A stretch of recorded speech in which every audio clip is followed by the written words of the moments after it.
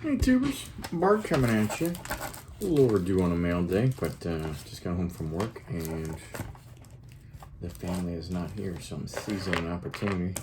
Mother-in-law's in town, so I don't get a whole lot of time at nights to deal with the cards when that's going down.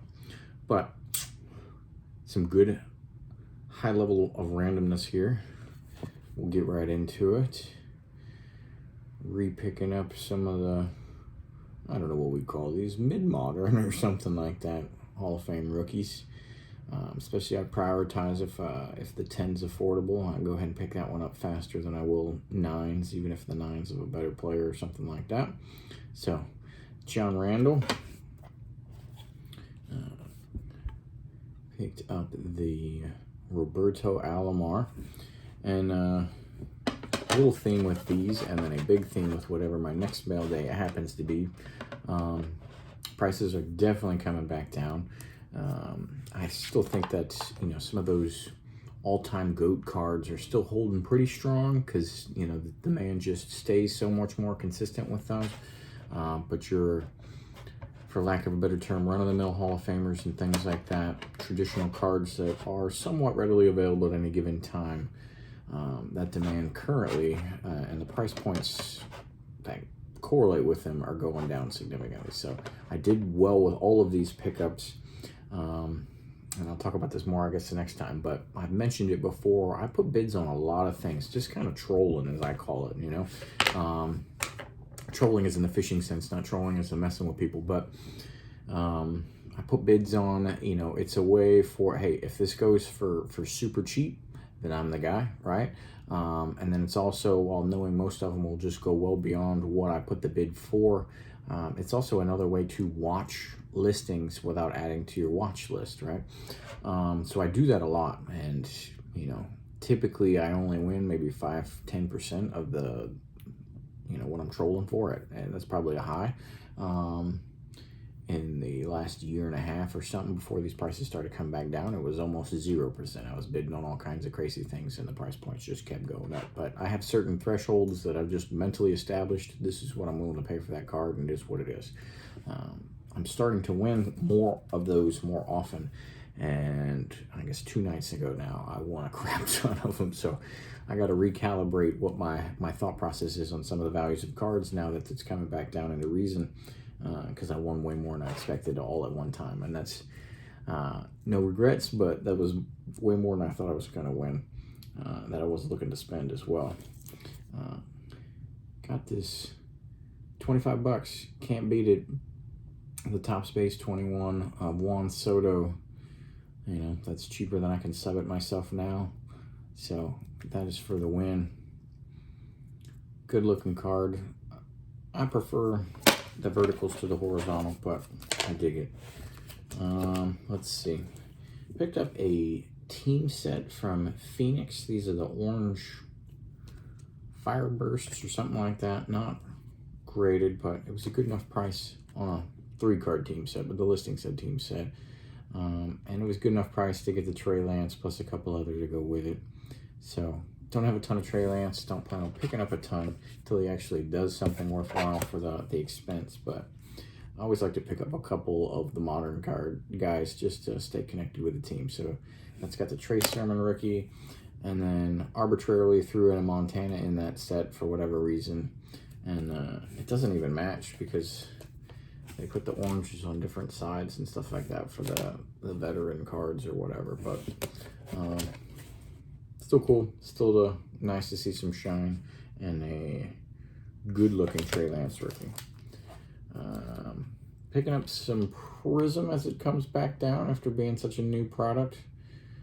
Go figure, 2021 Prism comes out in June of 22, but got this Trey Lance Prism for a good deal because it was a terrible picture in the listing, and you could only see the top border well, and the bottom border looked so much smaller the way that the light was hitting the combination of the bottom of the top loader.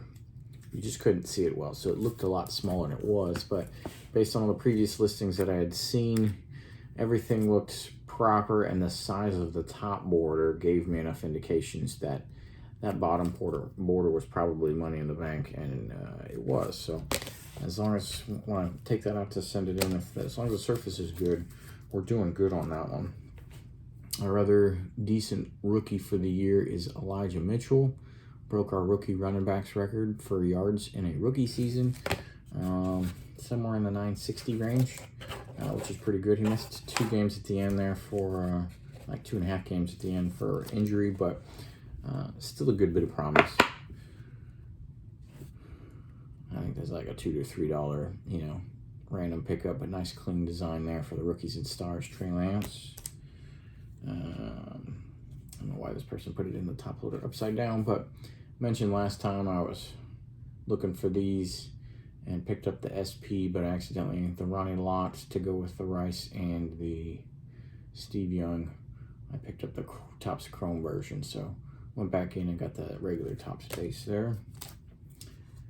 I was hoping this is a 9 all day, but it's not perfect enough for me to spend $30 on sending it in. But I really liked the design of this rated rookie for Trey Lance. It's a Panini Instant card, numbered, put that on there, out of 2,231, which is kind of cool.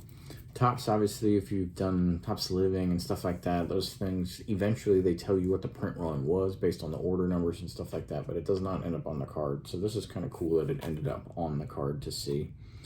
It's a 9 all day, but with the darkness of those borders, you can see just this smidge of white.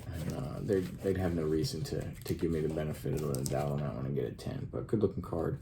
And also got a second Trey Lance in. I'm kind of showing these as they showed up because I just kind of build the pile that way, but got 2 chances to get a good grade on the Trey Lance rookie. And I usually do that for if there's a big rookie, or quote unquote potentially a big rookie, or I send 2 in and take my chances. It usually works out. I usually get a 10 and a 9 or something like that. And last but not least, my good buddy Jason, big 49ers collector, but also likes basketball and stuff like that. And he keeps a relatively diverse collection. He's on this massive basketball kick, and he's been showing me so many basketball cards and talking to me about them and stuff like that. It just got me searching some random basketball as well. So been wanting to pick this up for a while. Nothing crazy by any means, but picked up the Dr. J from 81 in an 8. Nicely centered Lighthouse label there. And just a good clean photo where you see jersey number, you see jersey, you see his stance, and you can tell from a distance exactly who he is. There's a lot of action shots out there in basketball that you just can't even really tell who you're looking at, or it's a small picture.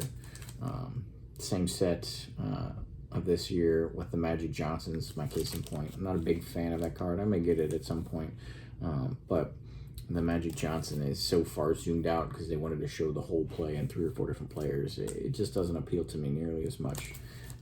But got this one. The Kareem from the same year looks pretty similar, and then the Larry Bird, a lot of people should be familiar with. It's still on my list. Looks very similar to this, so they'll kind of look neat displayed together. So I think that's all I got to show for you. I got to look around the desk to make sure I ain't got anything else sitting out.